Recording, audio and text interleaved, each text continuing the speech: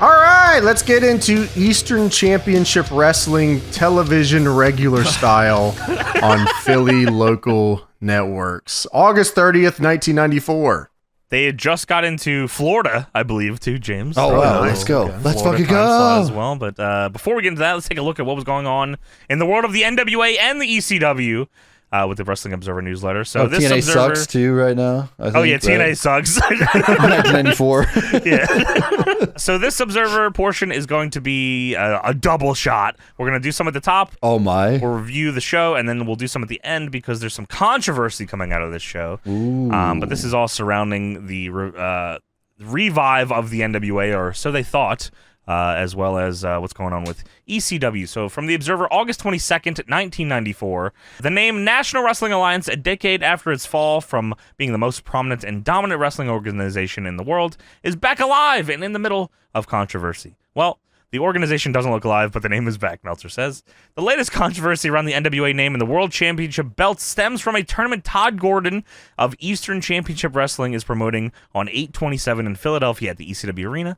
Gordon announced on his 7/16 house show in Philadelphia that he would be promoting an NWA World Heavyweight title tournament and originally announced it for Woodbridge, New Jersey, but after much complaining from his loyal Philadelphia fans, switched it to the ECW Arena. Which I didn't realize it was already called that. I didn't realize they said such a footprint there that it was the ECW Arena before it was Extreme Championship Wrestling. That feels weird. Yeah, I guess they already had the mural up. That's what that was, right?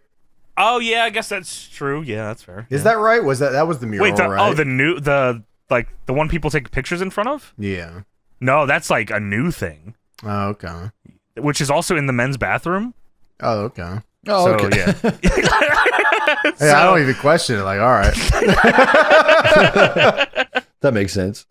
Meltzer says, however, the NWA at this point doesn't approve of this. The last champion and the last controversy took place about 1 year ago. At the time, the NWA champion, one of two so-called world title belts recognized by WCW, was Ric Flair, who was scheduled to lose the title to Rick Rude at the Beach Blast pay-per-view. NWA bylaws stipulate that the title can only change hands when given approval from the NWA Board of Governors. This is crazy. Oh, yes. Which didn't want to go... Yeah, the board, the members of the board. Which didn't want to go along with WCW's wishes in approving the change. A court fight ensued prior to the Flair-Rude match. Yes, they took a finish of a wrestling match to court. And the NWA was asking, in order to approve the switch to Rude, wanting the right to bring Rude in on another member promoter's show and lose the NWA title belt to a wrestler of their choice, since the member promoters wanted the right to book Flair, who they perceived as a better draw as champion, to work their cards under the NWA bylaws. So they took WCW to court to try to fight them losing the title to Rick Rude. But if they were going to give it to Rick Rude, they wanted to be able to job out Rick Rude on another show to someone else that they wanted to have the title. Yeah. Holy This is shit, insane. this stuff stinks, man. I If I was the judge, I'd be like, get your mark asses out of here. I don't give a shit. Yeah. Wrestling is fake. I don't care who wins the title. But the NWA. Get the fuck out of here. If I was a judge, I'd be like, wow, you want to take the belt off Ric Flair? Are you fucking crazy? Get your ass out of here. Did you just spoil Beach Blast? He's going to order it. Yeah, the judge said, whoa, whoa, whoa, whoa, whoa. What do you mean you know who wins? Ultimately, WCW prevailed in a court fight with the NWA, so Rude didn't have to drop the title to a wrestler of the NWA board's choosing. Dude, that's in the the ring. craziest shit I've ever heard. Go to court and who's going to win the match? Objection! Don't give me that shit to Rick Rude. He's not a draw. Todd Gordon, working with Crockett's blessing, and in fact claiming that Jim Crockett himself requested it, who is of course on the NWA board, decided to run a tournament to create an NWA World Heavyweight Champion, reviving the title once again. Gordon said he was under the impression it was approval given by the board when Crockett made the suggestion to him. Others claim Gordon never sought out approval from the NWA board, which controls the title, before making the announcement. Either way, NWA sources tell us as of press time, Gordon doesn't have approval to create an NWA Heavyweight Champion. So even if Gordon doesn't get approval, even if he doesn't get approval, he said he's still going to run the tournament and use the name anyway. That's awesome. You know what's really awesome, yeah. You know what's really crazy is that, like, all of this is happening in 94, and they're Yes. trying to set up the same system now. Like They are. yeah, in 2024. Well, they tried it again in like 2010. Remember when like Cabana and like Adam Pierce Cole were Cabana fucking was doing all that champion shit? forever. Yeah, and the dude, what was that? Cheek? Dude, Bruce Thorpe or whatever. Remember? Bruce Yeah. Cortez? With the teeth. Holy shit, dude. Him and his fucking NWA invaders of the New Japan, bro. Yeah, Killer Elite Him and Squad was a big part of that too. Rob yeah. Conway? Big Yeah. Daddy Yum Yum? Dude, holy shit. Wow. Yeah, that was a great era on W Ustream. Dude, yeah, Bruce Tharp Desu came on screen. I said W Dude. Man's in the Ustream chat. Yeah, that was Ustream era. Fucking 180p, just everything buffering, just horrible fucking shit. From the Observer, August 29th, 1994. The tournament to recreate an NWA World Heavyweight Champion scheduled for 8/27 in Philadelphia seems at press time to have been given official NWA sanction. Well, after a week of haggling back and forth, it appeared the tournament would go on despite not being approved by the NWA board, which hold the decision-making power for the dormant title and dormant organization. According to Todd Gordon, he had reached an agreement with Dennis Carluzzo, who would appear at his show, which, along with Jim Crockett, would give him the 2 necessary votes out of the 3 board members to sanction the tournament to recreate the championship. Dude, this is so fucking annoying. I don't know why Todd Gordon gave this much of a shit about the NWA title just to rib these guys. That is Yeah, I don't fucking either. Crazy. Yeah, he was locked in though to Carluzzo, being a troll. who has, yeah, dude, they wanted to shit on these guys. Carluzzo, who has been pushing to get Smoky Mountain, AAA, and IWC to join to make an internationally credible organization, was pushing for a different wrestler to win the tournament. They wanted Chris Benoit to win the tournament, other than who Todd Gordon had picked, which Meltzer doesn't know here yet. As of Friday, it appeared the sides had reached an impasse largely over the issue of who won the tournament. In addition, there was an agreement, a disagreement between Carluzzo, wanting promoters using the champion to give the champion a $500 per appearance guarantee to give the title prestige, and make sure larger groups wouldn't be able to easily sign away the champion. He also wanted a contract giving all member promoters rights to use the champion, and making sure the board was legally protected in the instance the champion refused to lose the title when requested. This is fucking unbelievable, all this bullshit for this dead-ass title in 94! Dude, what the fuck? Reportedly, there was a verbal promise made that would be put into writing this week before the tournament that the eventual winner would drop the title to Benoit, although Gordon's booker, Paul Heyman, reportedly told Carluzzo they'd steal Benoit as they had Sabu and Terry Funk, whom Carluzzo had been using, and don't work dates in the area for him anymore. I mean, like, wrestling politics are fucking so stupid. We've found out more and more as we've gotten more into wrestling. But this sounds like the biggest absolute pain in the ass of all time. Their idea was to just like rebrand the NWA with that title, like just wherever the title was, that was the NWA. Like that was the brand. I guess so, back then. yeah. Like they had a bunch of promotions that would work under the NWA. Like they wanted to try to do, I guess, territories again. They always are trying to do the goddamn territories Always again. stop. Please stop doing the territories. So that is it for this portion of The Observer. We'll have more at the back end of I'm this. sure it with, goes well for the NWA and everything is good at the end of the night. Yeah, I mean, like, NWA for fucking life, ain't that right? They are Bruce back. fucking Thorpe! Bruce Thorpe! Konnichiwa! NWA! All right, let's get into the opening here of Eastern Championship Wrestling's Yeah. TV show. We got Doink the Clown versus 911. Dude, immediately, right away, no opening, nothing, just straight into the match. Yeah, how is that? And Joey Styles is like trying to stop people from flipping the channel because I guess what was Doink a ratings killer? You see Doink, wait. If the show is going to be good. Yeah, dude, he says, don't adjust your television sets. This is ECW, and that clown is in the wrong place. Ring announcer Bob Ortiz introduces the wild card entry Doink. And the crowd boos. So yeah, this is, I guess, 2 wildcard entrants into the NWA title tournament, but I don't think they say that. They just say wildcard entry. Yeah, I Yeah. think Paul Lee picked 911, right? Isn't that how Yeah, that that's works? right. They do mention it's That's a right. tournament match. I don't know if I knew what it was for, but it was a tournament for something. Survival. Yeah. Death. Yeah, Paul E is with 911 and Doink is, was he eating an apple or something? Yeah, he's eating an Big apple ass because orange. yeah, a pear.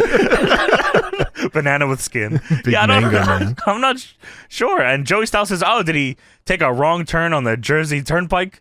He makes a lot of Turnpike and 95 references here. Yeah, I guess that's real big with the people in Florida. It was definitely it was over with Philly at the very least. By the way, this is the real Doink the Clown. Real yes, Matt this Bourne. is Matt Bourne. Real Doink. I thought, they've so many fake Doinks. This is a real one though. They want you to be fake Doink. More like Dork the Clown. Am I right, Oh guys? shit! It should have been Dork the Clown. I'm surprised they didn't say that on commentary. Actually, Bob Ortiz introduces Mr. Paulie dangerously, and Joey Styles says that Paulie has dealt with enough clowns in his career. Holy fucking shit! Fuck you, WCW.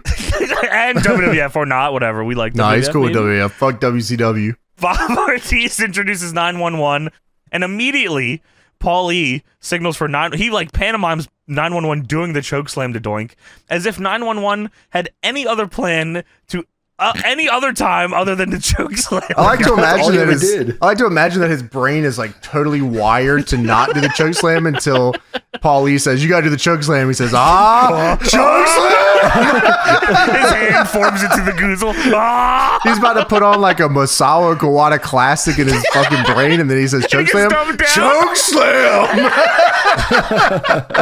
Oh my god. They hid the true potential of 911. Maybe that's what Big Vin has too. They just say, "Do your dance moves." Do the chokeslam! He calls for 911 to chokeslam Doink immediately. Joey Styles says, "It seems like Paulie is going over the game plan with 911, which is very simple. Grab the clown and chokeslam him," which is then followed by the crowd chanting, "Kill the clown." Yeah, fuck Guy? this WF piece of shit. Come on, man. I mean, Hell we no. like Doink. This No, is not, hell no. You gotta kill this clown. Send him back Well, as Vince in a stretcher. Us playing Killer Clowns as humans. Kill the clown. And we very easily do. Yeah, every time. And don't be afraid of clowns at all. There's no reason to be. So he runs straight at 911 and 911 chokeslams him. Can you believe that? How the fuck did that happen?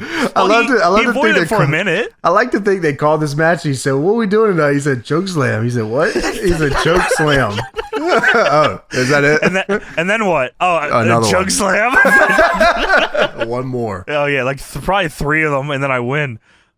Oh, okay, cool. You kidding I get me? paid the same, or Yeah, probably. yeah, or you not. do. Probably not at all here. No, Paulie said you get paid more. You get paid Oh, more. shit. Yeah, that's Oh, right. He shit. does not pay him more. But 911 goozles Doink off the canvas, picks him up, and chokeslams his ass again. And Joey Styles says, "I'm supposed to be objective, but this guy doesn't belong here. You want to be a clown? Take 95 back to Connecticut."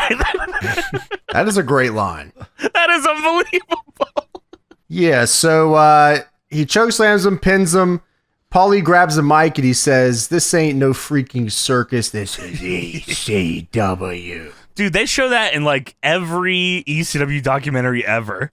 Yeah, I mean, it's a pretty legendary line, especially if this is going to be the first episode where they become extreme. Yeah. Yeah, that was a statement. I didn't realize that clip was from Doink, though, and they cut the that's circus awesome. part. It's never that. It's just, "This is ECW." I said, "Oh, shit, okay." I mean, crazy way to start a show, though. Yeah, I mean, it was cool. I liked it. Yeah, no, I enjoyed it a lot. I love the idea of 911. I think that's a great gimmick. Dude, he's Just a dude- awesome. I love 911. Just Yeah, a it is dude that cool. everyone wants to see come out and chokeslam somebody. He doesn't have to do anything but that. That's awesome. It's like Dark City. Yeah, it pretty much is. Yeah, it is Yeah. pretty cool. And he wins tournament matches, which is crazy. For the NWA World title. What? Yeah, you'd think he wouldn't even be in sanctioned matches, but I guess he is. So I mean, giving him a title might not be a horrible idea. I mean, his matches be are probably the awesome. most like unpredictable ones. I mean, they predict he's doing the chokeslam, but the one time that he can't get it, oh shit. So we get the Eastern Championship Wrestling intro. I don't know if I've ever seen this. Yeah, I mean the text is crazy. This is a very 94 program. Was there anybody that stood out to you in this intro? There was one guy, he might have been the sexiest man alive. Oh my! What a Yeah, crazy so fit, sexy. man. Dude, crazy fit, and he is the sexiest man in the world. I mean, like, you can't deny it. It's his name. There was also Mr. fucking Hughes was in the intro. Yeah, what'd they call him? The Roughneck or something. Yeah, he was like Shane Douglas's manager or not? He was, yeah, he was at some point, and then I think Shane Douglas said, fuck it. Yeah, so in between shots of Mr. Hughes and the world's sexiest man, Jason, there's like Sabu jumping off of shit and falling on his head. Yeah, that's pretty cool. I mean, like, yeah, that's kind of what I tuned in for. Let me see this sexy ass dude, and then I'll see Sabu. I think the Tasmaniac throws a table on somebody or something. I don't know. It was The pretty Tasmaniac, man, that is... cool. It was the Tasmaniac. Good for Like a him. smack Good for ass, him for I'll tell being you able that. to fucking get out of that. 'Cause Yeah, goddamn. right. So we have the Joey Styles introduction here. Joey is in front of a very nice 90s backdrop. Wow, it's like super not the ECW one. Like, this is just a plain backdrop, probably not in someone's mom's fucking basement. This looked like if you were to go to onboarding at work and you had to watch the video. Oh, shit. Yeah. Wow. It'd be like, hey, I'm Joey Styles. We're glad you're working here at ECW LLC. And Dude, I have to watch one of those every time I fly somewhere. yeah, it's exactly what it is. The backdrop was like school pictures backdrop. You know, the little back with little. Well, Joey blue Styles is thing in the also back. so proper and nice. He looks like he's getting a school picture. He looks great. He does. Yeah. Nice teeth. Second Smile. sexiest man in the world. Well, you know, you can't beat the best. So the crowd is chanting ECW, and Joey keeps looking back and stopping talking. He just keeps looking back and looking back, and Joey announces. Yeah, that's right. Because the intro says that he goes to say NWA, and then he says, "Welcome to Eastern." He says, this whole situation will be self-explanatory by the end of the program, but this is ECW, and tonight we crown a new NWA World Champion. And there's going to be a Singapore cane match tonight also. Dude, okay, I had no fucking idea that this was on this episode. I thought this was just the Shane Douglas episode. I didn't, because that's a huge ECW moment. Yeah, it is. Huge moment. Joey then smiles at the camera, and it sticks on him for a solid 10 seconds. I think I got a screenshot of it. It's funny as shit. You said it over. Yeah. It's so funny. Yeah, I'm tweeting it right now, actually.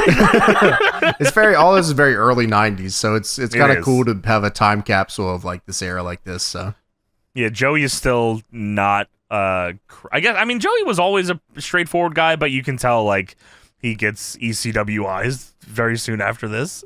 yeah, his commentary is still pretty much the same, other than like the naming of the moves, which he kind of adopts later on. Sure. But yeah, his pre-tape like early on is definitely different. Yeah, absolutely. So we go to a pre-tape here. Sandman with Woman attacks Tommy Cairo and Mrs. Peaches with the Malaysian stick. That is crazy. Tommy Cairo was gonna push, bro. He was a Jersey legend, Tommy Cairo. I'm pretty sure. Yeah. So Tommy Cairo got the shit rocked like crazy by Sandman here. yeah, I mean, he had it going. I mean, what's he doing with Mrs. Peaches? Leave Mrs. Peaches alone.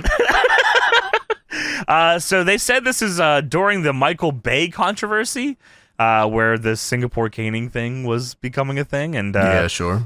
Sandman and his seductive manager Woman demolished Tommy Cairo and Sandman's estranged wife Mrs. Peaches with what you said, the brutal Malaysian stick. So Sandman earned a title match against then TV champion Mikey Whipwreck. Mikey in that match accidentally bumped into Woman, which meant that it was time to beat the fucking shit out of Mikey Whipwreck with a Malaysian stick. They fucking fucked him up. Wrestlers tried to come make the save, but they kept getting their asses kicked until Tommy Dreamer in the suspenders comes Crazy out. look. He's an American male. American male. Put a shirt on. That's what they're He's chanting pretty out. well. Put a shirt on. He's the third sexiest man in the world here. James next to, of course, Jason and Joey. He does Styles. look good, man. He's got a good body on him here, right? I mean, Yeah, he looks great. So yeah, Dreamer comes out to make the save. He gets the better of the Sandman. Woman canes Tommy in the back of the head, and then unbelievably whiffs and canes Sandman in the face. That was awesome. And then Woman, this is like the best slap I've ever seen in my life. She slaps the shit out of Tommy, and then she's not done, so she starts like fucking paintbrushing like back and forth slaps. I was like, this is awesome. Dreamer goes to punch her, but instead he grabs her and he makes out with her. And that's a common theme with this fucking angle for some reason, that Dreamer just keeps making out with this girl. Well, Sandman's not happy about that. He canes Dreamer right in the back of the head and kills him with that Malaysian stick. And then there's I can't imagine this is what it looked like on TV. But there's like it's supposed to be like a freeze frame of woman lighting Sandman's cigarette, but it kept jittering between two frames. Dude, it was so bad. I said, what the fuck is You hit going the on? pause button and it just like flickers, that's what it was. Woman tells Sandman that she wants Dreamer, and Sandman says, Dreamer? You want Dreamer for? Woman says, I want him bloody. You want Dreamer? What do you want? You want Dreamer? Did he just stand there saying, you want Dreamer? Sandman with the worst cut shirt ever. Dude, he's got this fucking insane muscle sleeveless tee on. Yeah. His titties hanging out. Yeah, he cut it himself, so it was like cut way too fucked up on the side here. I so hate his when you do tits that. just like that. Dude, I tried to cut a shirt like a month ago like that, like cut the sleeves off, and I fucked it up. I would look just like Sandman. Your titty was out? Dude, Yeah, that happens a lot, Tony. You try to, or you ever do like you cut the shirts and then like it get caught on the doorknob and it just rips the fuck out of it. You're like, oh that's the shit, I worst. hated that. Oh, he's I never, shirts. dude, Tony, I still don't know how to cut shirts like that. Like, I Dude, fucked them I up so tried, much that I and then stopped. Yeah, then I try to cut it like Scott Hall, and then it looks crazy, like with all the way down. It does Oh look my crazy. God, like that does a look vest? crazy. Yeah, Scott That Hall is crazy, style, because I James, thought it the was fuck? cool, but then it's all fucked up, You want a shirt? You want a war? Hey, woman. Why you a dreamer? Hey, Tommy. Come on. You want a war, Tommy? Well, I'll get you dreamer if you give me a new shirt. Look at this shit. Mrs. Peaches. My wife. Well, you don't want Tommy Gus? No, you don't want Dreamer. You want Tommy Cairo. No DQ. See, what the fuck is it? You want to get Eastern? Oh, fuck. No DQ. Oh, what the? Sandman, What is it? I never fuck up a promo. XDV. That's a decal. Wow. That's crazy. On DPW. What the fuck? I never fuck up a promo. What the hell is Deadlock? Woman. Is live and tag wrestle different? I gotta buy a ticket. So Sandman says, you see what I gotta put up with Tommy Dreamer? She wants you bloody beaten, and I'm gonna light your butt up like a Christmas tree. But Yeah, but and then Sandman woman lights Sandman's cigarette, and woman says, "One lit butt deserves another for the worst kiss ever."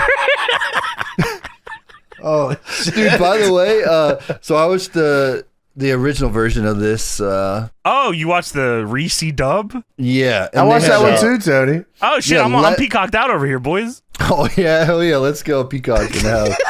But we had Peacock. you want a Reese dub? Peacock. You want to watch this on Reese dub? What is it called? You want to watch Greasy on dog. What is that? You want to watch it on XWD? This is like two people understand what we're talking about.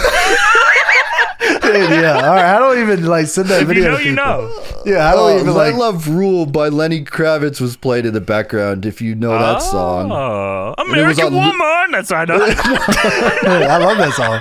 Let me I know that from Austin Powers. American woman. Yeah, take a me beat see on you. No, me. but they must have had like some extended version of that song. Let me see American you. what? As Lenny Kravitz going up tonight. I put who over? Lenny Kravitz and Mrs. Peaches. Yeah, so Tony, that song was anything like playing. that, It was- chime in because I'm gonna miss that stuff. Oh yeah, that was pretty awesome though. The Lenny Kravitz playing in the back. It was because there's a love They story. paid for going the on shit out of here. that. Yeah. Hell yeah. The NWA board approved that. No yeah, one showed yeah. Lenny Kravitz that. Oh my Who the hell's Lenny Kravitz? Yeah. It's a good song, Polly. It actually keeps playing, I think, Tony, through the whole... Yeah, it does. Yeah. It does. And then they do the Wow. live event promotion where they, like, you know, they're coming to Florida, Oh, they Johnny. cut I that don't know out. if you knew that. If you knew they were Oh, coming the to no Florida. upcoming date stuff? Yeah, no, they cut that You out. missed all the dates. Like, Yeah, come where on. are they going, bro? I don't know. Yeah, me neither, because I wasn't reading them. I will tell you, it played like the saxophones on this part, Tony, was awesome. Going crazy. And then he kind of just, What the fuck was Does that? that like a saxophone? he just pops up during the live events promo, walks out in front of the green screen. Hey, what are we doing? Well, we're going to Florida. Whoa, that's pretty cool. Sandman finds out the dates by watching the show. He walks in front of the green screen. That's how you know. Wow, that Yeah. would actually be awesome. Wow. Yeah, that's a great gimmick, actually. Yeah, that is good. So we get a commercial for Carver W. Reed, of course, the ECW pawn shop. That's awesome. In all the chaos and confusion with all you have put up with in one place, you can always get help. Carver W. Reed. W-Mans. Yeah, it was real crazy. They're like all the high prices of bills and taxes and all the other shit that you can't All the pay audible for. bills. And Yeah, all the bills that you got. got you Oh, down. shit. Well, Kurt Angle, Kevin Nash, and Chris Hansen are coming. And you do tax fraud. Jordan, you do tax fraud. So now it's time for Sandman versus Tommy Dreamer in a Singapore caning match. Yes, the loser gets 10 shots of the Singapore cane, which is, this is like a big fucking moment, man. It is. This is like Tommy Dreamer's career pretty much started here. And he got a 30-year plus career in this business simply because of this right here. Off this moment. Yeah, I mean, that's probably true. So Sandman versus Tommy, Singapore caning match. Tommy hot starts here and hits a spinning heel kick on the Sandman because they've been going at it for a minute now. Sure. A fan puts his chair up and Tommy smashes Sandman into it. That was awesome. Then he swings the chair at the turnbuckle post and he misses. He hits the turnbuckle post, but then he decides he's just going to use the back of the chair and then hit Sandman with it anyways. Dude, he swung it backwards, hit Sandman in the back of the head. I said, I don't know if I've ever seen that. Tony, oh my God, I forgot he didn't see this part. We go this to was commercial. awesome, dude. I thought of you. I thought of you when I saw this commercial. By the way, is that bad? No, that's correct. That would be right. And so Wait, we go what to is it? commercial. Are you balding? Oh, no. You want to look like Carlos Boozer on the Bulls? We have a product for you. Instant Hair Plus. Holy shit. I have never. This is a joke that I thought was like funny until I realized no, it's real. It's a real thing. Wait, what? Really? It's hair in a can. So you spray it onto your hair, like your balding spots. Yeah. And it like the technology like connects to your real hair. This is what they tell you. The science is like, so the spray connects to your real hair strands and then brings makes it out? more hair and it looks like hair. Dude, it's on your crazy. head. So he's I'm got sorry, like who did they say you would look like?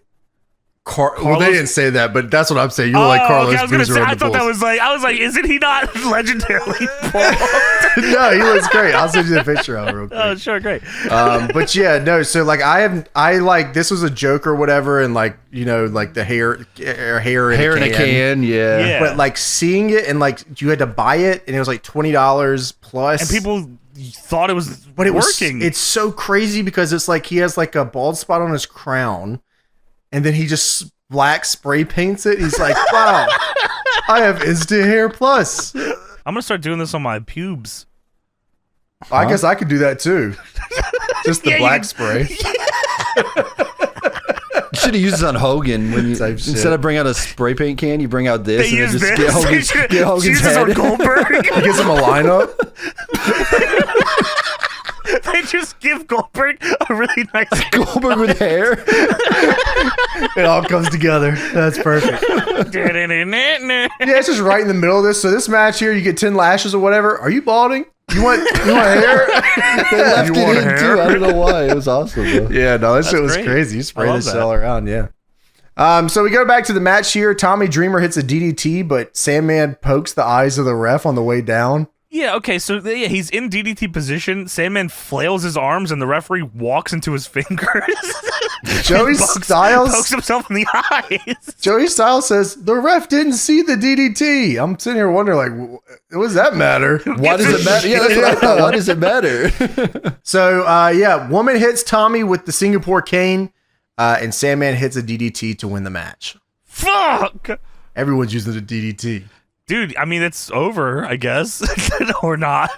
Yeah, so all that mattered in this era of wrestling was what was the finish. Like, what actually happened in the match itself never really mattered too much. It was more so, like, the crowd just wanted to see what are the repercussions of what we're doing in these matches. Sure, yeah. Which That's is very like much so in the main.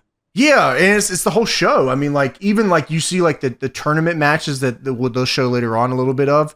It's just, what's the finish? What's happened? Yeah, sure. And where does this go?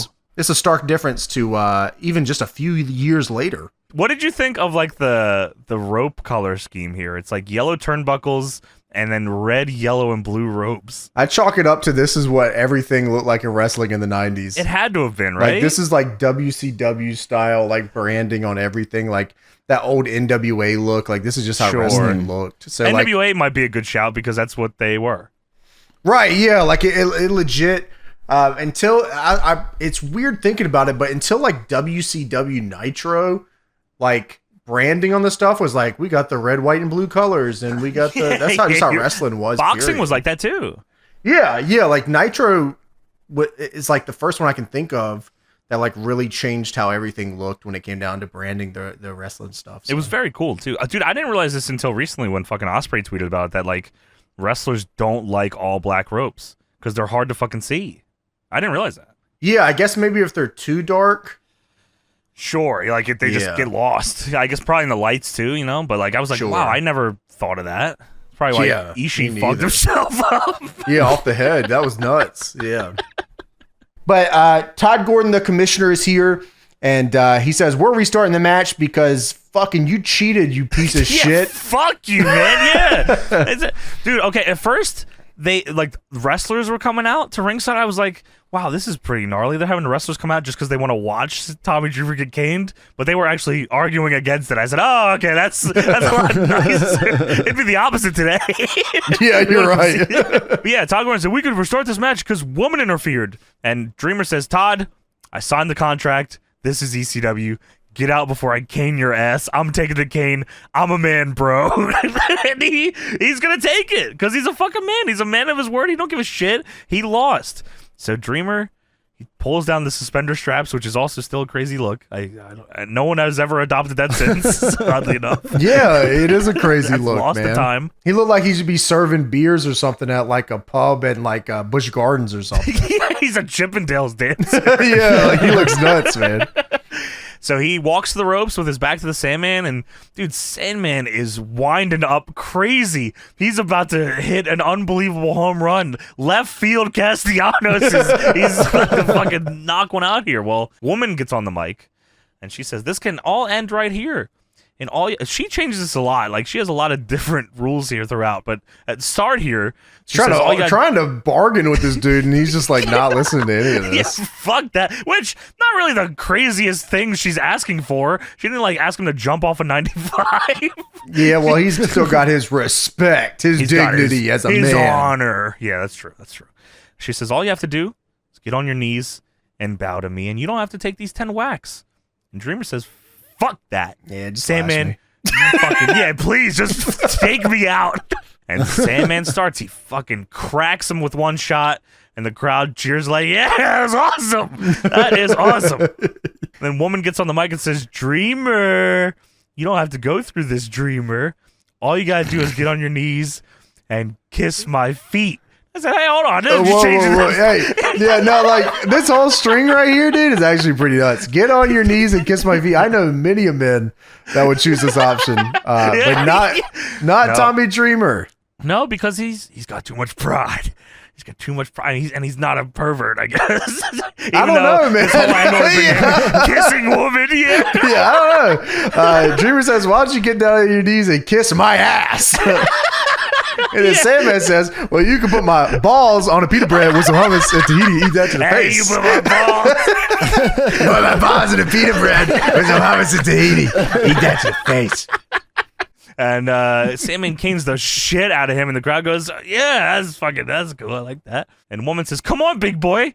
Is that all you can take? I can stop this right now. And Dreamer's yelling at Sandman, saying, is that all you got? And Sandman fucking cracks him again. And the crowd is a little less excited now. They're like, oh shit. This thing is Sandman saying, will you put my balls on a pita bread? Holy shit, man. From this angle. So it's a tahini. Eat that to the face. Hey, what? No, what are you talking about? I thought we were doing the Canaan thing. Yeah. Sorry about that. I never fucking my bad. I'm hungry. So yeah, the crowd's not as into that third shot, and Dreamer pulls himself up. Woman's still talking shit. Hey, Sandman Dreamer. hits with a dude, Dreamer. Joey Styles is begging Dreamer to stop, and he says, no one's gonna call you a pretty boy, you're a man. Just kiss her feet, Tommy. Oh shit. Sandman's now smoking a cigarette, and he fucking lights Dreamer up with another. The crowd is now awkwardly quiet. Like, through the rest of these shots, like, he's getting hit, and you can hear so much of the cane shot, and Dreamer going, ah! And the crowd just like, the crowd's just like, oh, hey, this is kind of fucking Dreamer.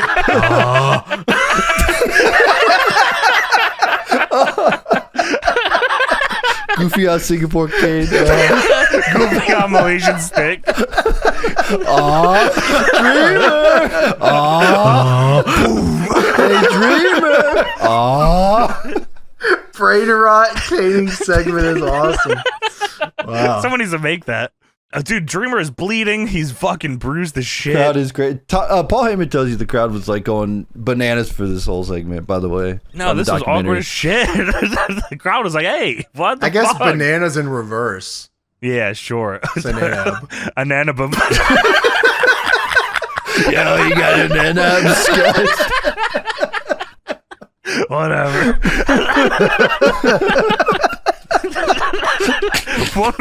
Woman says that she can stop this, or I can make him hit you again. What's it gonna be?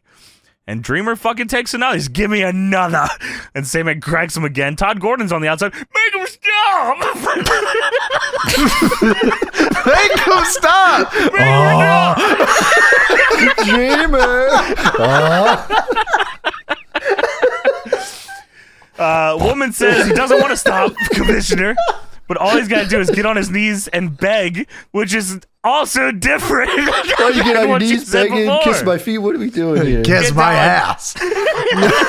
Kiss your ass. Get on my knees. Get on my knees. Kiss your ass. Put my face in your ass. Get him to stop.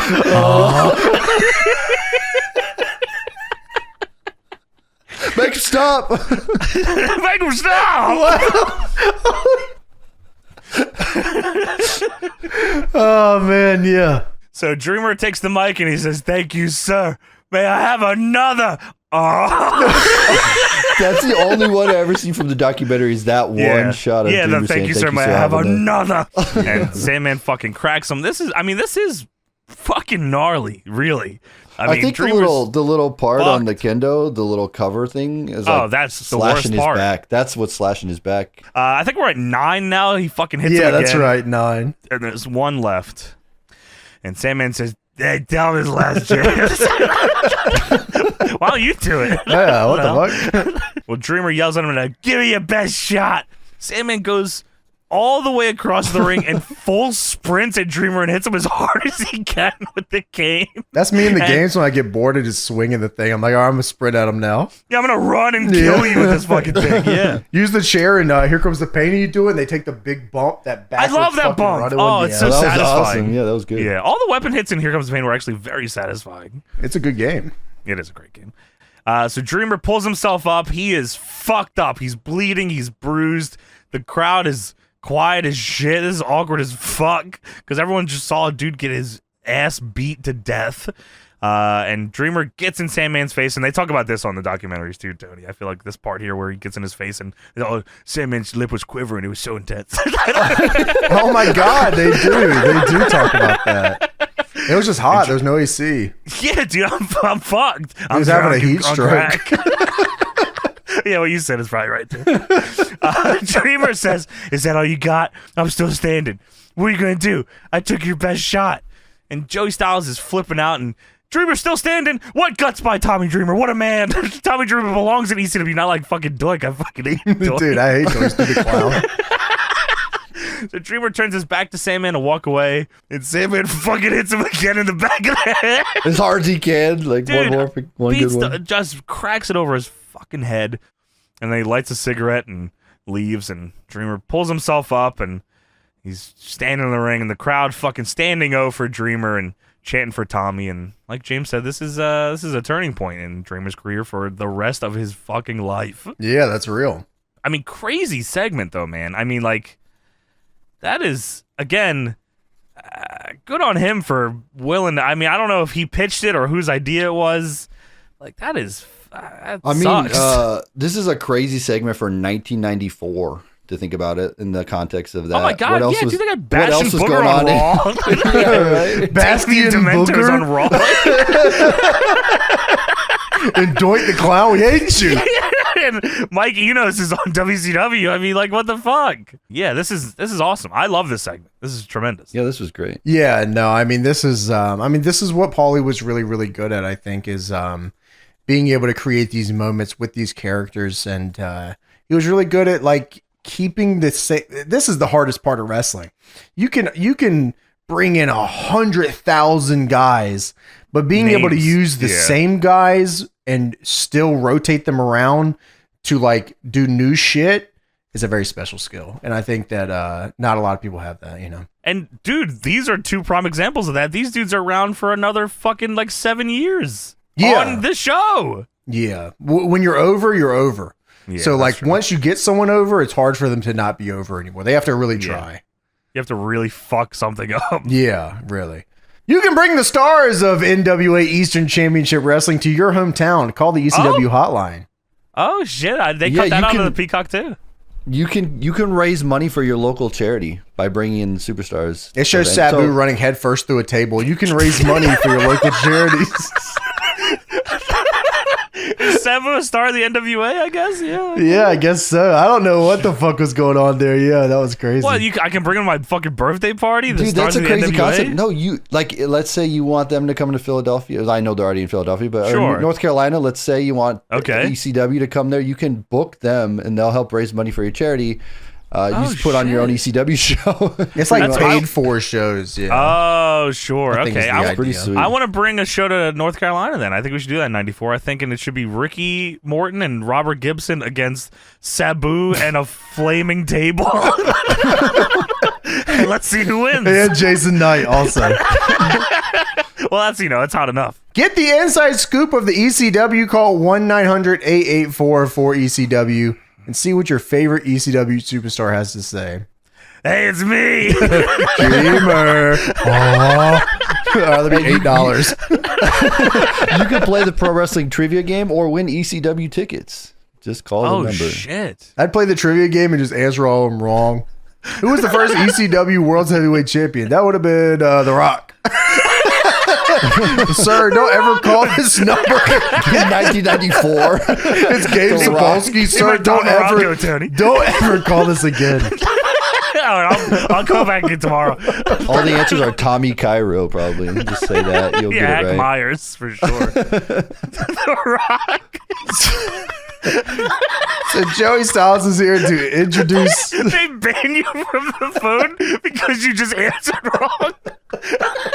Kid, stop calling here. Fuck you, man. Fuck. Yeah, who was the first TV champion at ECW? This is me, Gabe Sapolsky. Oh yeah, let me think for a second. That was IC Wiener. IC Wiener. Don't ever call here again. It's me, Gabe Sapolsky.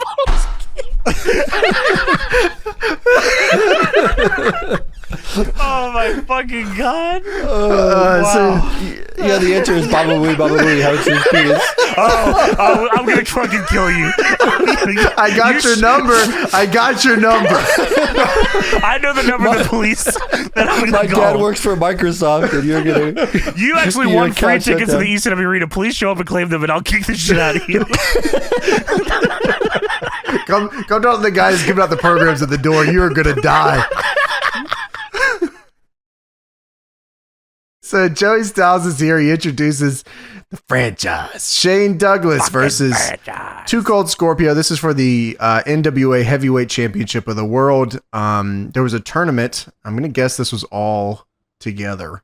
I think this was all one night. At least it felt like it. Yeah, it was a show. It was a show. Yep, an NWA tournament show, yeah. Yeah, that would explain why the finals went how they did, I guess. But, yeah, they went great. Yeah, well, of course, it was a legendary fucking thing, and everyone remembers the match. Yeah, they recapped the NWA World Title Tournament. The Tasmaniac was facing Shane Douglas in the first round, and Douglas rolled them up and held the tights for a 3, so that's fucking hot. Starting hot. Yeah, I'll finish there. Obviously, we saw Doink lose to 911 earlier. Oh, man. But they didn't recap that. Because fuck Doink the Clown. Get this guy off the show.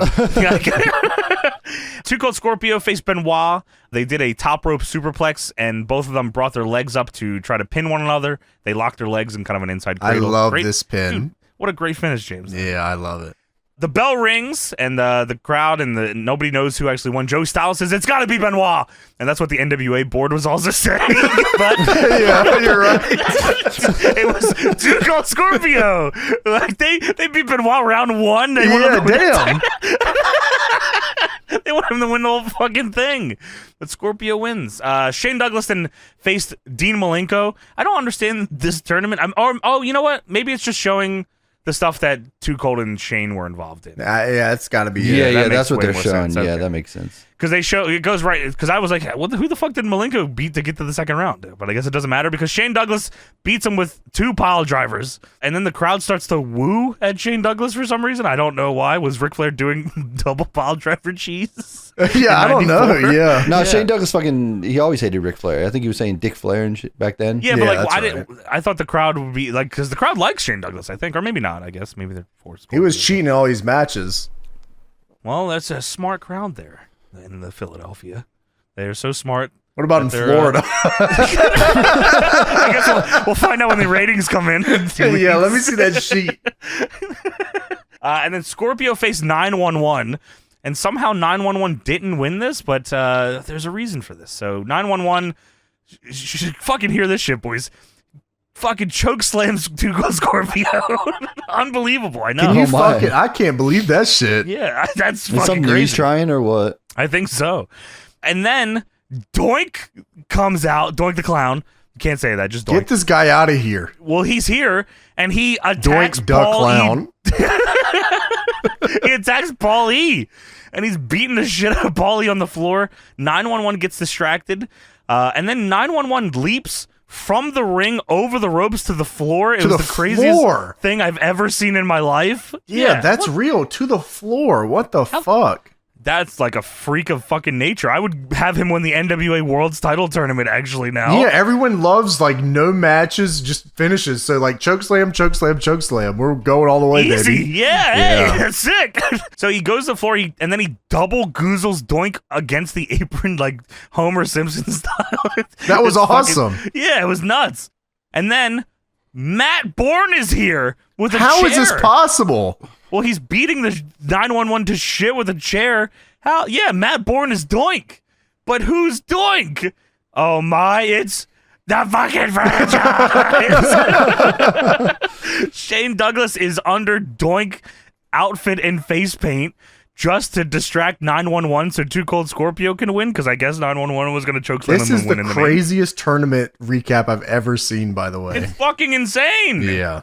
A bunch of non-finishes. This would go over like a wet fart nowadays. Dude, oh my God. We'd be crucified. Yeah, this would be terrible. Shane Douglas don't want to fight 911 in the finals. No way. Yeah, I think that's what it was. Yeah, but like, it's risky, because then they like, I think people were booing, but I think they like Scorpio. So it's like, oh, that's kind of a risky. They're just protecting 911 and making Shane Douglas go to the finals.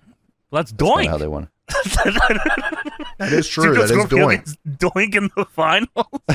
Yeah, we're talking bangers only. That'd be crazy if he came out in that makeup at the beginning. I put it on. What the fuck? Scorpio won by a count out, by the way, not by no DQ or DQ or anything like that. No DQ that count. He won by a count out. Yeah, I guess things are starting to get extreme. Well, we're at our finals here. The NWA World's Title Tournament Finals. Shane Douglas, the fucking franchise, against Too Cold Scorpio. So, like, yeah, okay, a question really quick. So, this tournament was obviously, it was on a show on its own, and they put it on this TV show. Right. So, did they announce it was already Extreme Championship Wrestling, and then that's probably why the rule changed and why it wasn't a no DQ? Or why he didn't get disqualified? They might have already just been doing that, but I don't think. Yeah, I think ECW or Eastern Champ, like this version was already NWA ECW was already doing like the rules like that before it was. Yeah, I think the name change legit happens. Like, I don't think the people in the crowd know it changes until they watch this episode. Damn. Okay. Yeah. Also, I'll just a side note here on this tournament. They had the tournament thing. This show also had where Cactus Jack and Mikey Whipwreck win the tag titles on this very same show. Is that right? Damn, that's pretty cool. All on this one show. Damn. This is a crazy ECW moments here. But it didn't air on this one. It'll air next week on the ECW Hardcore TV, Dude, which is pretty cool. I mean, that's a big moment too, because that Mikey angle is awesome. That's like one of his, like, Cactus's big ECW this things. Is like the huge year for ECW. Yeah, right. Everything's happening right now. Yeah, wow. And 911's choke slamming people. I mean, which is awesome. And that's pretty awesome. Well, do you want to get 20 years of science fiction television on one VHS? Boy, dude, how'd you fucking know that? Well, how about instead of that, instead of just one, we give you a twin pack too. Make that 40 years of science fiction television. Holy shit, I didn't even know there was 40 years of this. Plus, if you buy it now, Johnny, you can get the making of T2 Judgment Day, and guess what? You can't even buy that. You can only it says get it right that there on the VHS. Can't even buy it. That's what it says. Can't even buy it. I mean, all right, that sounds like a great year. 40 years of that, and then the T2, whatever the fuck. How much does this cost me? T2. If you order right now via money order, we'll make it 60 years. Yeah, whoa, just let us know. Shit. Wow. Well, okay, so like any price on this? What am I looking at? Don't worry about it. Just blank check, put it in the mail. No, I got the price. I got the price here. It's $19.95. Shit, that's cheaper than an ECW pay-per-view. That's 40 years, man. You want 60, make it a blank check. You just let us know. That sounds like a good deal, James. I might have to go for the blank check, please. Yeah, that's what I was thinking too. Jay, make that out to Carver W. Reed Pawn Shop right down the street. Oh. No, just make it out to cash. And then just send cash to an address. Wow, also, I think there was the outtakes of Star Trek or something. Was that? Also? Yeah, Star Trek was on there too. Yeah, the outtakes. I mean, what a deal. I think it was outtakes of Star Trek. Yeah, you don't actually get any episodes or any movies or anything. You just get some bullshit guy talking about it. Yeah. You get the making of and bloopers and Terminator 2 is awesome though. Yeah, it was fucking awesome. Great movie. And bloopers. I'm a blooper guy. I love. All right, so I'm in. I'll send you that blank blank check. Can't even buy the Carver, making of W. T2, Johnny. Shane Douglas versus Too Cold Scorpio, NWA World Heavyweight Title match, ending of the tournament. This has got to be great. I mean, to be honest with you, Too Cold's in like athletic prime, like he's fucking fantastic. Hell yeah! He has so much more time left on his career too, where he does some fantastic work. I was excited to go into this. Sure, and like Scorpio, it looked like they wanted to make him like a top guy. Yeah, for sure. And Shane Douglas can hang. We just talked about Raw '98, and they were calling him underrated then. He's in the Job Squad too, by the way. Yeah, he's one of the most underrated guys in the WWF. It's like he was awesome in '94. What the fuck? Yeah, you're right. And then I didn't like this match. It was of its time, I think. Yeah, I didn't seem to like it either. Yeah, I mean, which is of its time. I feel like the first 4 or 6 minutes or whatever was just like, we're getting there. We gotta get because I expected it to go like too technical. I mean, I imagine they were gonna do some technical shit. I imagine it was gonna take a minute to get there because it looked like there was like a half hour left in the show. I said, wow, they're gonna cook here at the end of this, and then they didn't. They just didn't. It goes to show like it's like look back at Flair and Steamboat and the work they did and shit like that. Like that was able to stand the test of time. You could watch that today and it looks like a match from today. Like that's just how good they were and how you were just telling me about. Yeah, just how ahead of the time they were. You know what I mean? And that was in the 80s. I think that was like 89 or something like that. So like they were doing matches. I swear to God, you could put that on anything nowadays and be like, wow, this is a fantastic fucking match, because it just is. This one, not so much. And I'm just going to chalk it up to, they had 2 other matches, and like they had 40 angles that Paulie was trying to do. Hot building too. Shane Douglas had adjusted his doink like 20 minutes ago. Well, I guess the match before this was that Cactus Jack Mikey Whipwreck, so the crowd was probably hot as fuck for that, and then they died. And that match was probably fun as shit. Cactus was probably throwing himself 12-6 on the floor. Yeah, Shane Douglas didn't have it. He wasn't even doing the franchise there, like, you know what I mean? No, yeah, right. Come on. So they start off slow here on the mat. All the locker room is cleared out to ringside to see who wins the NWA title here tonight. Okay, so well, maybe I was looking at it weird, but I don't know if I've ever seen them do the wrestlers coming out to watch thing like this, because I'm used to them like coming out and like, you know, sitting on like, you know, leaning down on the apron. This was wrestlers. It was like they're taking a tour of the ring. Yeah. They were just doing a lap and then leaving. I said, what the fuck is going on? They just wanted to see and they say, oh, shitty on match. He's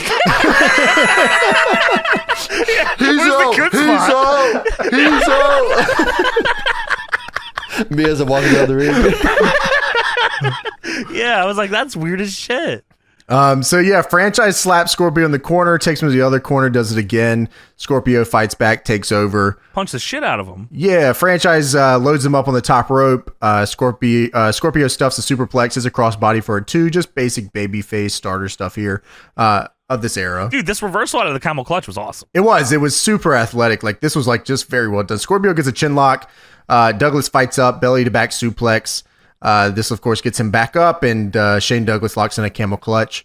And Scorpio's way of getting out of this is to stand up with him on his shoulders and hit an electric chair drop. It was unbelievably impressive how he was able to pull that off. Strong as fuck, yeah. Dude, going from your belly to standing up with this dude on your shoulders, Shane Douglas isn't a small dude. No, Scorpio is also just, he looks great. He's in gigantic, such good shape, yeah. Shane Douglas tries to flare beg, but Scorpio hits a flying line in a slingshot splash, which we actually saw on the WWF episode we watched. He did that there. Yeah, you're right. He killed fucking Christian and Gilbert. Dwayne Gill. Dwayne Gill.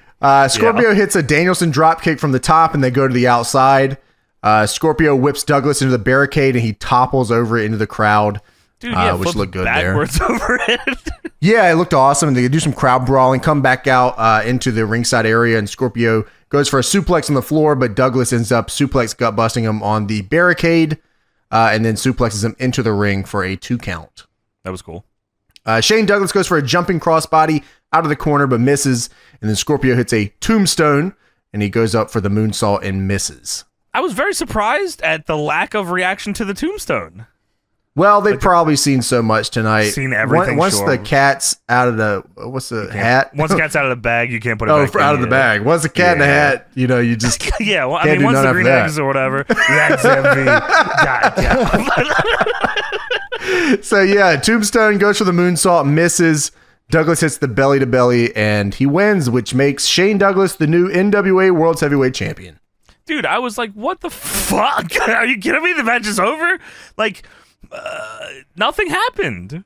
Yeah, Scorpio dropped some shit in the end, but, you know, there was nothing there to really sink your teeth into. And that could have been a very easy call of like, hey, look, guys, there's like nothing. There's nothing you could do tonight that's going to, like, you know what I mean? There's no AC in this fucking building. Like, sure. You know, we just did a title change.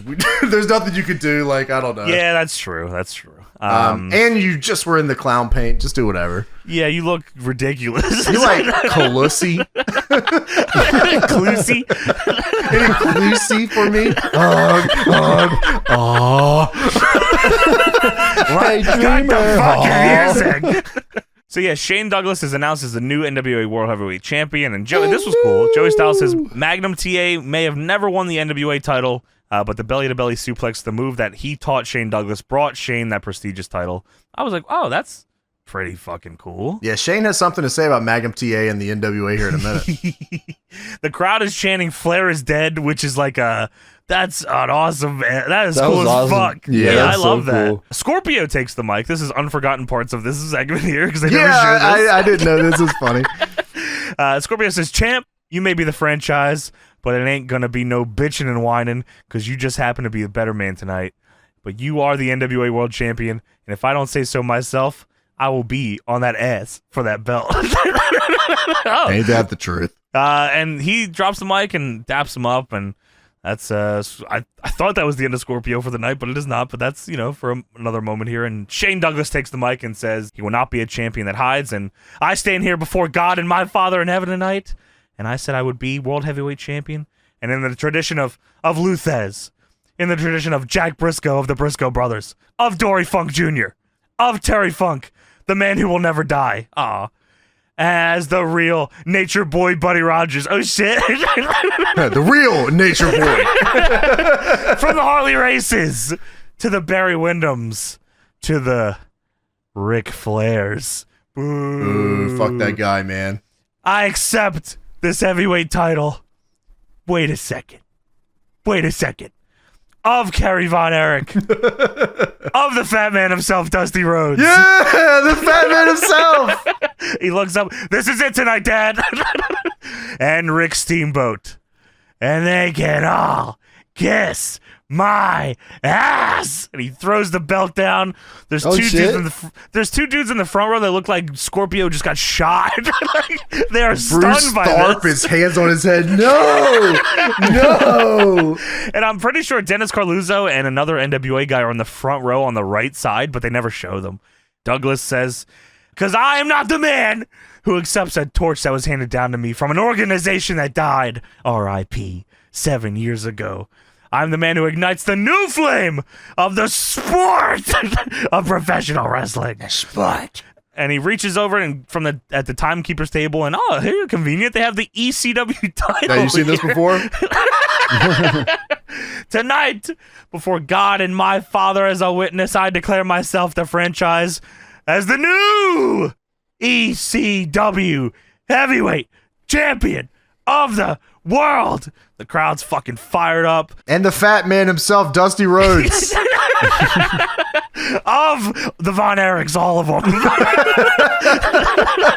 Including the one that they don't really show in the movie. And that other guy from the Meat Street Posse they don't talk about. Willie Green. Tomash Chaz. To Brother Schmucker. To Team 2000. Shane Douglas says, "We have set out to change the face of professional wrestling. So tonight, let the new era begin.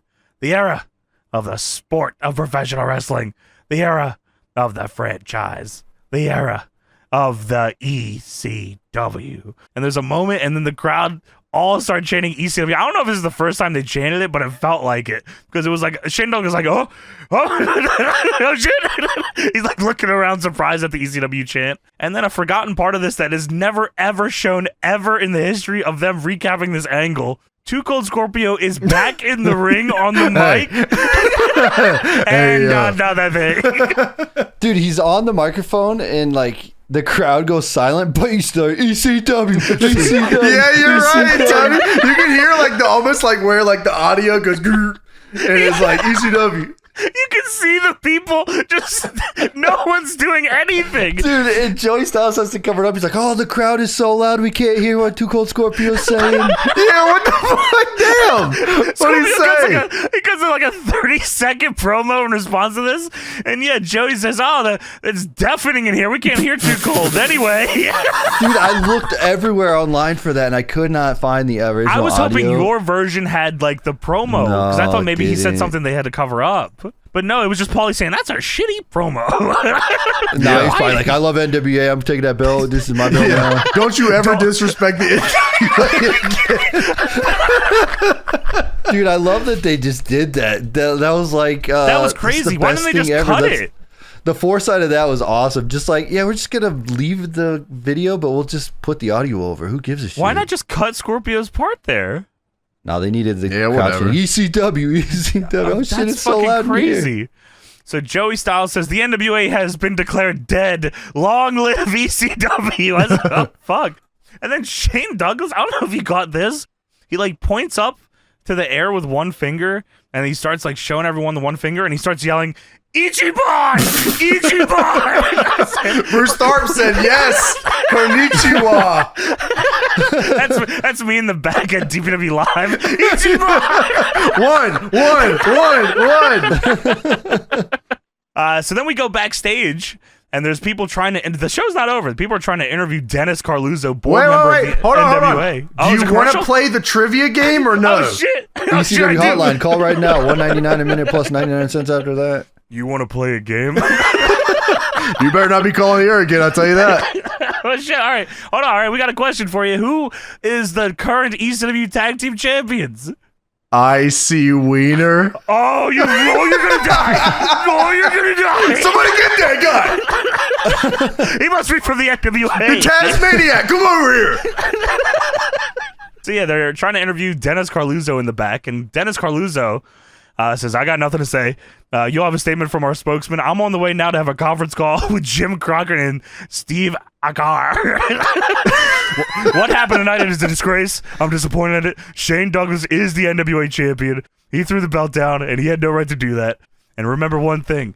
ECW is an NWA member, and they're under our jurisdiction. All I can say is Shane Douglas is the world champion, whether he likes it or not. And we're going to have to take care of this problem with the ECW championship, because we're gonna have to talk about the possibility of having both belts stripped from him because he doesn't deserve to be NWA champion. He is fucked up. This is like real. Dude, he's scrambling to try and get to the back to talk to the board member. And like, what's crazy is it's 94, so you have to find the people or call them on a payphone or some shit to figure this shit out immediately. Yeah. Wow, Tony, you're right. Yeah. Just to put it in context, yeah, right now. Don't call the hotline. Don't call this shit. No, but they do the most like insane editing here. Okay, he stripped the champion. We're gonna figure this shit out. He's the champion, and then they cut right to Todd Gordon, and dude, it's just the craziest shit what ever. What a fuck you. This is a big fuck you. This is awesome. So yeah, the interviewer asked him, "Hey, when do you expect this to get resolved?" And Dennis Carluzzo said, "Hopefully tonight." And then he leaves. And then we go to Joey Styles backstage, and Joey says, "Standing by right now, ECW Commissioner Todd Gordon, who's going to straighten out this entire situation and shock the world." So it goes to Todd Gordon, who looks like, oddly enough, Tony Khan with very short hair. And Todd Gordon says, "The representative if Todd of the NWA." Gordon used Insta Hair Plus, he'd be Tony Khan. You're right. Holy fucking shit. Yeah, we're going to get you right, I promise. We're going to get you right. Todd says the representative of the NWA Board of Directors took it upon himself to inform you that they have the power to force NWA Eastern Championship Wrestling to not recognize the franchise Shane Douglas as the World Heavyweight Champion. Well, as of noon today, I have folded NWA Eastern Championship Wrestling, and in its place will be ECW Extreme Championship Wrestling, and we recognize Shane Douglas as our world champion. And we encourage any wrestler in the world to come to the ECW to challenge for that belt. And this is ECW Extreme Championship Wrestling, changing the face of wrestling. I said, wow, that is nuts. I can't imagine being the NWA dudes and seeing that right after all this shit goes down. I don't even know what I would do. I would send the quickest fax of all time. Dude, they worked so hard. They've been so hard to put on this NWA tournament to relaunch the brand, and then Todd Gordon said, "Yeah, fuck you. Not only is he our champion, but we're folding NWA ECW. Yeah, fuck you. Yeah, that's nuts. Shitty out belt." Yeah, man. I mean, that's like, what a fucking way to jumpstart the Extreme Championship Wrestling shit, though. Yeah. I mean, like I loved the way this went down and the way like everything like came across, and it just came across as very real, and because I guess it was. Yeah. It made them seem like the rebels, but like, you know, being the rebel is about to be the coolest thing ever. Yeah, you're right. The last thing they show on the show here, this is crazy that this is like the end of this episode. I thought it'd just be the Todd Gordon thing, but we go backstage, and Rocco Rock and Johnny Grunge of the Public Enemy are creeping by a big ECW Eastern Championship Wrestling banner, and Johnny Grunge then begins to spray paint over Eastern. He's like crosses it out, and very slowly, this takes forever, he writes Extreme underneath it. The whole time Rocco Rock is giving him shit about the cops coming, and Johnny Grunge is telling him to shut up, and Rocco Rock says, "Can you go any faster?" And Johnny Grunge says, "Don't rush me!" And Johnny Grunge finishes it, He says, not bad for no college education. And Rocco Rock says, Johnny, if you think we were hardcore before, they turn to the camera, now we're going to take it to the extreme. And then they invent the shield fist. So yeah, take it to the extreme. The first time I guess that was ever said is this promo here to end this show, which is crazy. Yeah, I mean, everything kind of happening on this show is pretty nuts to look back on. Yeah, like that. Like I definitely thought this was just the Shane Douglas episode, but the fucking Singapore caning thing going into them being Extreme Championship Wrestling, and fucking Cactus and Mikey win the tag titles the week after this. This is a pretty monumental shift in the company. Yeah, absolutely. I mean, it changes the wrestling forever. Yeah, and like I was saying earlier, how lucky are they to have dudes that will die for this shit already before it's Extreme Championship, before they're really shit. Like they're still an indie. Really? Yeah, sure. Yeah, that's true.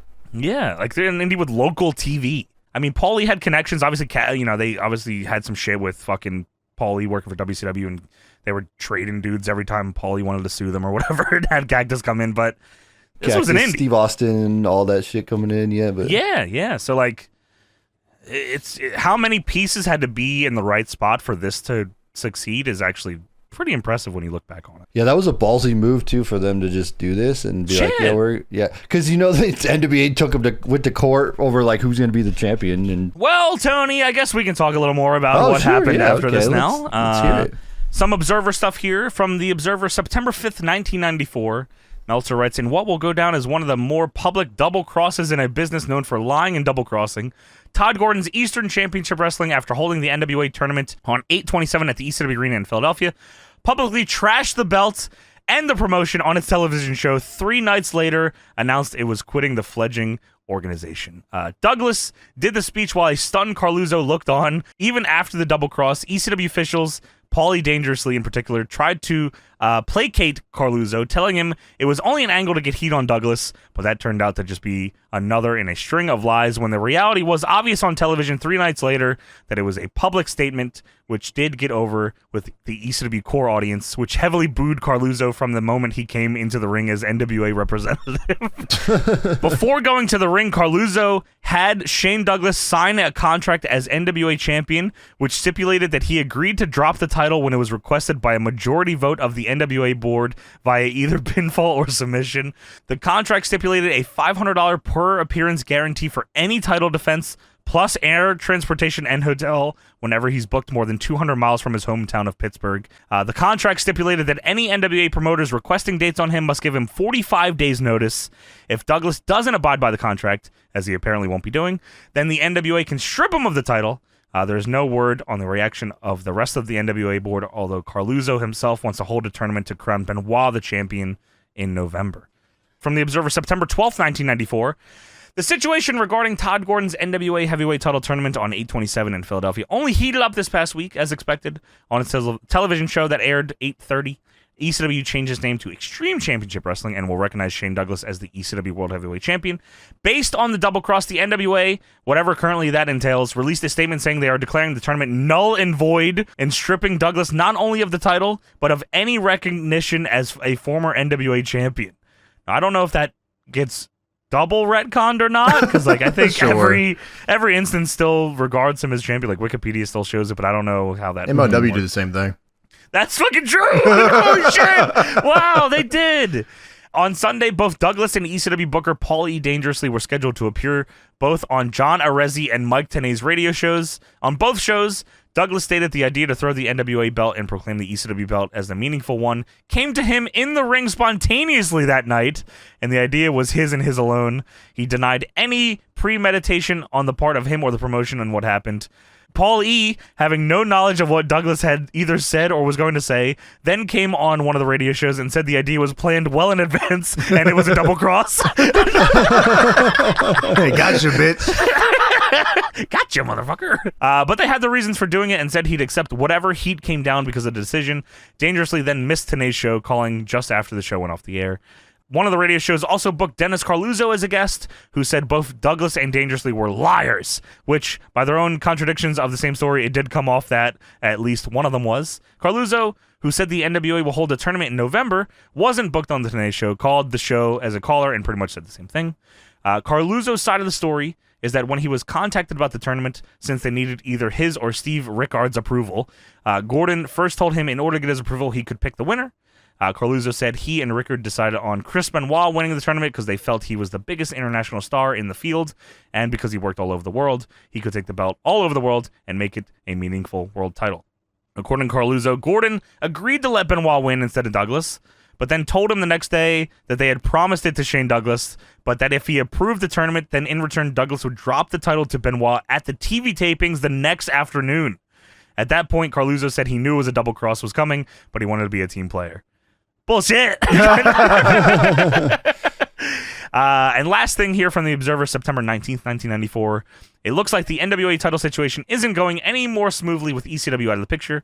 Dennis Carluzzo and Jim Crockett at this point haven't been able to agree on a champion, and it appears Steve Rickard will have to be brought in as a deciding voter. Carluzzo has talked about running the tournament in November, but for now that isn't a sure thing. And just so everyone knows, a tournament is held in November, and the NWA title is then won by Chris Candido, not Chris Benoit. They must have fucked that up. Chris Candido beat Tracy Smothers in the finals. Dan Severn would then win the title February of 1995, and then Dan Severn would hold the title until March 14th, 1999, where he'd lose it in Japan to Ogawa. I don't know how the fuck he held it for 4 years, or they just weren't having him defend it. Yeah, maybe they just weren't. Yeah, that's what I would imagine too. It was like 1,000-day reign or something like that. Yeah. It's nuts. But yeah, so that is how this all shook out. ECW fucking got him. Didn't Dan Severn have that belt on WWF, right? He did. Carrying that NWA belt around. Yeah, he did. But yeah, man, I mean, what a crazy, crazy situation. The fact that they wanted Benoit to win the title and Benoit loses in the first round is also pretty funny. Yeah. Awesome. But yeah, that is it. That is it for ECW television, soon to be Hardcore TV, August 30th, 1994. And that is it